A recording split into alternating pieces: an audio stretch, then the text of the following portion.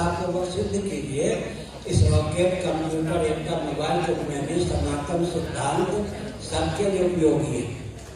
इसलिए देह के नाश से जीवात्मा का नाश नहीं होता, देह के भेद से जीवात्मा में भेद की प्राप्ति नहीं होती। भौतिक उत्कर्ष के लिए भी सनातन सिद्धांत को ही मानना होगा। श्रीमद् भागवत के 4 स्कंद 18वें अध्याय के पहले, दूसरे, तीसरे, चौथे, 5वें श्लोक के अनुसार भौतिक उत्कर्ष भी नान्य पंथा विद्यतेनाया वेदांत शास्त्र सम्मत विधा से ही प्राप्त होना है। और पारलौकिक उत्कर्ष परमात्मा की प्राप्ति का मार्ग भी प्रशस्त हो सकता है। यहाँ जो भी हमारे प्रचंड जी थे पहले, ओली जी ना ऐसा उनको मानते हैं। ओली जी तो हमारे प्रचंड में बैठे थे, बहुत मुस्कुराते हुए प्रधानमंत्री के पद पर रहने पर भी प्रचंड जी ने मेरे पास माध्यम भेजा था। प्रचंड जी ने जो अधिकार आपका श्री जगन्नाथ मंदिर में है पुरी में, वही अधिकार पशुपतिनाथ जी में है, मैं देने के लिए उद्यम हूँ, आप अपने अधिकार को लीजिए। हमने मुस्कुरा दिए। इसका अर्थ क्या है? कमलेग्नि की धारा में बहने वाला व्यक्ति अंदर से आस्तिक होता है, बाहर से नास्तिकता का अभिनय करता है।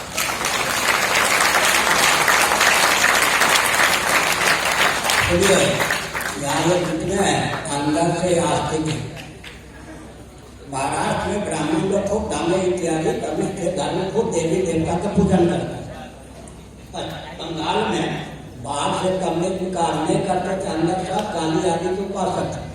इसलिए कोई भी कम्युनिज्म की धारा में बहने वाला पूरा आस्तिक होता है, बाहर से अभिनय करता है। अच्छा हो कि जैसा अंदर से है वैसे बाहर से अभिनय करे।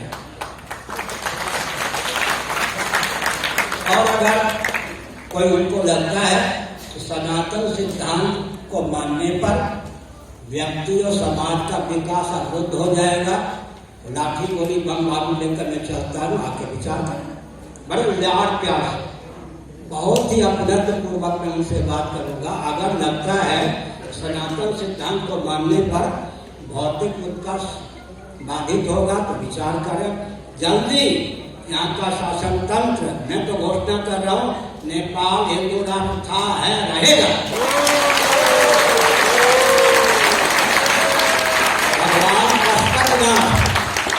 भगवान पशुपतिनाथ के वरद हस्त के नीचे नेपाल है, हिंदू राष्ट्र था, है, रहेगा। लेकिन यहाँ का शासन तंत्र नास्तिकता का अभिनय छोड़े, बहुत अच्छा सीख मिलेगा उसको।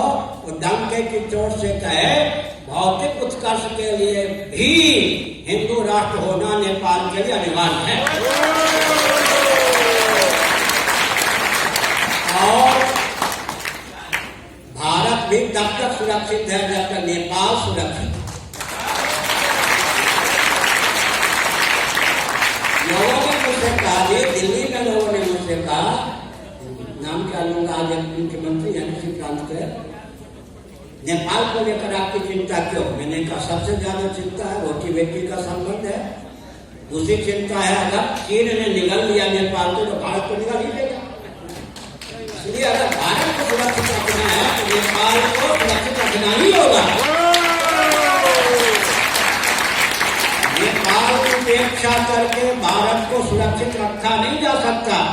इसलिए नेपाल को सुरक्षित रखना हमारे लिए अत्यंत आवश्यक है। हमें लेकिन निंदा नहीं कर रहा, बहुनायकवाद को छोड़ें। नेपाल को उत्थान में सबसे ज्यादा विघ्न है बहुनायकवाद। ध्यान है, बहुनायकवाद माने एक व्यक्ति के पास 15 व्यक्ति है, वही लोग का नेता बन जाता है। बहुनायकवाद नेपाल के लिए कंटक है, इसको छोड़िए। सद्भावपूर्वक संवाद के माध्यम से हिंदुओं का प्रतिनिधित्व करने वाला एक व्यक्ति को खड़ा कीजिए। जैसे नेपाल का होता है,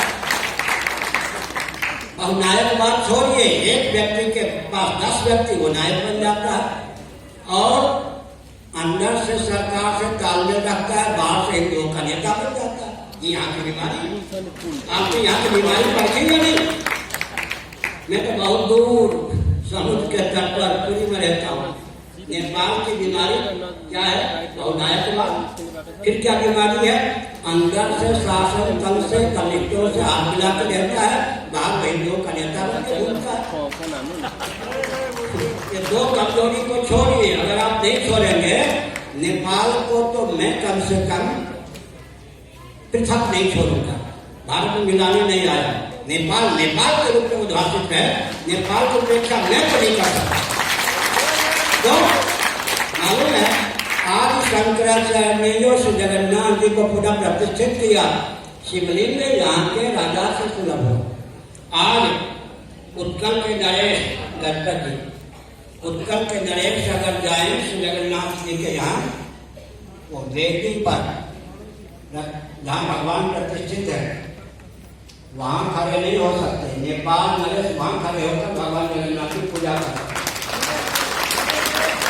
आज सच्ची घटना है, उत्कल नरेश को वो अधिकार श्री जगन्नाथ मंदिर को लेकर नहीं है, जो अधिकार नेपाल नरेश को लेकर है। आज शंकराचार्य है, इसलिए हमने संकेत किया नेपाल सुरक्षित रहे, बुलंद रहे, भौतिक दृष्टि से भी किसी से कमजोर न रहे, आध्यात्मिक दृष्टि से। आप भी क्या कहते हैं?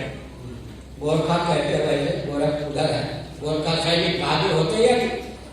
तो हमने संकेत किया नेपाल की मेधा शक्ति और रक्षा शक्ति दोनों बुलंद, प्रज्ञा शक्ति प्राण शक्ति दोनों बुलंद। हम आपके साथ हैं, अधिक से अधिक हमारा उपयोग करने का प्रयास कीजिए। जब आपको राजा को चिंता भी नहीं थी, मैं 9 दिन तक दिया था जनकपुर में, 5 दिन फिर दिया जनकपुर में, 28-29 साल तक। और मैंने कई बार कहा नेपाल का शासन टूटेगा, राजपंथ टूट जाएगा नेपाल का, ध्यान नहीं दिया उन लोगों ने। अब मैं फिर कहता हूँ, ये सब कम्युनिस्ट अपने आप आगे बढ़ें और वे कहें कि वास्तव में कम्युनिज्म में कई आधारशिला सनातन सिद्धांत है। मैं बताता हूँ, एक मैं कहता हूँ, 2-4 मिनट बैठ कर सुनिए। ये मुस्लिम तंत्र, कम्युनिस्ट तंत्र, क्रिश्चियन तंत्र, इनकी उपयोगिता कहाँ से आई थी? अगर हमने अपने सिद्धांत को समझा होता, क्रियान्वित किया होता, ये सब कोई होते नहीं, इनसे भिड़ने की जरूरत नहीं है। हमारी दुर्बलता ने इनको उद्भाषित किया। मैं अब संकेत करता हूँ, यावत प्रिय जठरम तावत्वत्वम ही देहि नाम अधिकम योग ही मंडे तस्ते रो दंड मरहति। श्रीमद् भागवत नारद जी का वचन 7वां स्कंद। साधु इतना दीजिए जावे कुटुंब समाज, मैं भी भूखा न रहूं, साधु ने भूखा जाए। कबीरदास, उससे अधिक धन पर कोई स्वामित्व मांगता तेन है, चोर है, उसको दंड मिलना चाहिए। विदुर जी ने दंड का विधान किया, धर्मराज का अवतार विदुर जी ने, विदुर ने महाभारत। 2 प्रकार के व्यक्ति समझाने पर भी अगर न समझे तो दंडाधिकारी का कर्तव्य है गुरुत्वयुक्त पत्थर उनके गले में रस्सी से बांधकर जलाशय में डुबा दे। वो 2 प्रकार के व्यक्ति कौन है? धनवंत मदातारम दरिद्रं च तपस्विनम। धनी होकर के भी साफ की रीत के लिए इकट्ठा करता हो, जहाँ धन का उपयोग करना चाहिए वह न करता हो, समझाने पर न समझे तो भी दंड का पात्र है। और श्रम शक्ति है, हाथ पर हाथ रखकर बैठे हैं, भोजन भी चाहता है, वस्त्र भी चाहता है, कर्म करने की क्षमता भी है, उद्योग परायण नहीं है। अगर ऐसा दीन धनवंतम अदातारम दरिद्रम च, ऐसा दरिद्र अगर है, समझाने पर समझता नहीं है, उसको भी दंड मिलना चाहिए। इसका मतलब अगर विदुर जी की नीति को मानी गई होती तो कम्युनिज्म की कहीं डालनी गलती, कम्युनिज्म की आवश्यकता क्यों? हमारा प्रमाद ही क्रिश्चियन तंत्र, कम्युनिस्ट तंत्र, मुस्लिम तंत्र का जीवन है। अगर हम अपने प्रमाद को दूर कर लें, कोई भी वाद तंत्र विश्व में पनप नहीं सकता। हमारी कमजोरी के कारण ही ये सब तंत्र उद्भाषित हुए हैं, इनसे भिड़ने की आवश्यकता नहीं। अपने प्रमाद को, अपनी भूल को समझकर नष्ट करने की आवश्यकता है। श्री राम जय राम, जय जय राम, जय जय राम। हर हिंदू सनातनी हो, हर हिंदू हर हिंदू हर हिंदू हर हिंदू नेपाल हिंदू राष्ट्र। महाराज की जय, इंद्रनाथ नेपाल की जय। जय हो। और सुनो